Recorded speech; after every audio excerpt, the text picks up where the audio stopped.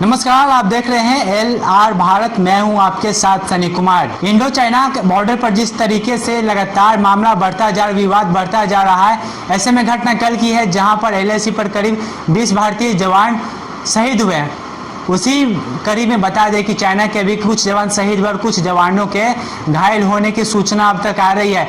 लेकिन ऐसे में अब तक केंद्र सरकार से किसी भी और का अल्टीमेटम नहीं आया, ना ही किसी तरह का प्रेस कॉन्फ्रेंस किया गया, ना ही किसी तरह का ट्विटर हैंडल से जानकारी दी गई है, जिसको लेकर आज नेता प्रतिपक्ष ने प्रेस कॉन्फ्रेंस किया था और सरकार को घेरते हुए नजर आए थे, जिसको लेकर आज मैंने बातचीत की भाजपा के प्रवक्ता से और जाना कि क्या कुछ उनका कहना है, क्या कुछ उनकी राय है इन तमाम मुद्दों को लेकर। क्या कुछ बोल रहे हैं भाजपा के प्रवक्ता, आइए आप देखिए इस वीडियो में।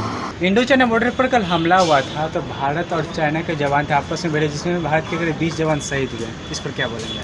देखिए, समाचार तो आ रहा है कि उनके भी 40 से ज़्यादा जवान शहीद हुए हैं, उन हताहत हुए हैं। मेरा ये कहना है कि चाइना को ये समझना चाहिए कि 1965 का ना भारत है, न 1965 का नेतृत्व भारत का है। भारत का नेतृत्व आज ऐसा है कि दुनिया का कोई भी देश भारत की ओर नज़र उठाकर नहीं देख सकता है। भारत का नेतृत्व ऐसा है कि दुनिया के किसी भी देश को मुंहतोड़ जवाब देने के लिए सक्षम है, और आज भारत दुनिया के अंदर शान से अपना सर उठाकर जीने में सक्षम है। और इसलिए मैं ये कहना चाहता हूँ कि जिस देश की 137 करोड़ जनता प्रधानमंत्री के साथ है और प्रधानमंत्री जी के हर निर्णय के साथ वो है, और इसलिए चिंता करने की ज़रूरत नहीं है। देश के अंदर एक ऐसा प्रधानमंत्री है कि अगर लेकिन विपक्ष का आरोप ये है कि बहुत से ऐसे पड़ोसी देश हैं जिनसे भारत का संबंध अभी ठीक नहीं चल रहा। नेपाल जो छोटा सा देश है वो भारत को आंख दिखा रहा है, श्रीलंका भी। देखिए ऐसा नहीं है। पड़ोसी देश से जो संबंध इसके पहले जो लोगों ने जो पाप किया है, उसके थोड़े थोड़े परिणाम अभी बाकी हैं। वैसे पड़ोसी देशों के साथ कैसा संबंध रहना चाहिए, इस सरकार में बिल्कुल उसको डिफाइन करके और ठीक ठाक से संबंध है। लेकिन यहीं पर ये जरा याद कीजिए 1962 के अंदर क्या हुआ, 1965 के अंदर क्या हुआ, और आज तो भारत हमलावर है। भारत दूसरे के देश के अंदर घुस करके अपना बदला लेना जानता है। भारत आज दूसरे देश के अंदर घुस करके एयर स्ट्राइक करता है। तो ये आज वो भारत नहीं है। यहाँ जो कोई आंख दिखाएगा तो उसको उचित जवाब मिलेगा। और एक बात समझ लीजिए, एक्चुअली परिस्थिति यह है कि चूंकि दुनिया से चीन के पांव उखड़ गए हैं, भारत के तरफ वो सभी आकर्षित हो रहे हैं। इस बौखलाहट में वो कुछ कर रहा है। लेकिन 8 घंटे से ज़्यादा हो गए कल जो हमला हुआ इंडो चीन बॉर्डर पे, लेकिन अभी तक किसी देखिए, आप एक बात समझिए, इसमें घंटा मत जोड़िए। देश की सेना सक्षम है, और हमारे सेना के जो अधिकारी हैं वो लोग आपस में बातचीत कर रहे हैं। अभी गृह मंत्री, रक्षा मंत्री और प्रधानमंत्री साथ में बैठे थे। ये लोग कुछ स्ट्रेटेजी तैयार कर रहे हैं, और वो निश्चिंत रहिए, इतना विश्वास रखिए। देखिए, अब राहुल गांधी के तरह ऐसा तो नहीं हो सकता है कि मुझे देश की सेना क्या कर रही है वो ट्वीट के माध्यम से पूछते हैं, चैनलों के माध्यम से पूछते हैं।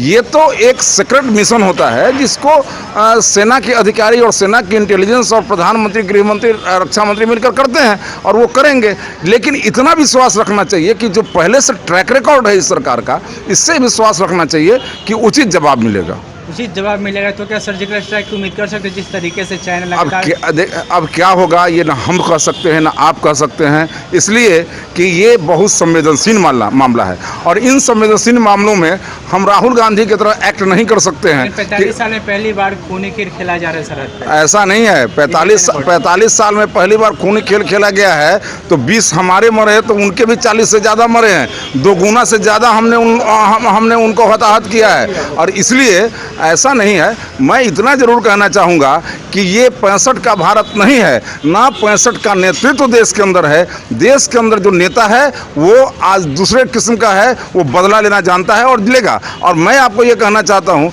कि आज विपक्ष जो ये 20 ये लोग, मुझे दुख है कि हमारे 20 भाई मरे हैं, 20 जवान मरे हैं। लेकिन इन जवानों की वीरता को भी आप हम सबों को नज़रअंदाज नहीं करना चाहिए कि इस देश के जो वीर जवानों ने उनके भी 40 से ज़्यादा लोगों को हताहत करने का काम किया है। और इसलिए मैं आपको आपके चैनल के माध्यम से आश्वस्त करना चाहता हूँ कि इस नेतृत्व को पर विश्वास रखिए, भरोसा रखिए। इसका जो ट्रैक रिकॉर्ड है आने वाले समय में निश्चित रूप से उचित उचित जवाब देने में सक्षम है। तो आपने देखा साफ तौर पर अखिलेश सिंह जो भाजपा के प्रवक्ता हैं साफ तौर पर कह रहे हैं कि यह जो भारत है 1962 का भारत नहीं है, यह 2020 का भारत है।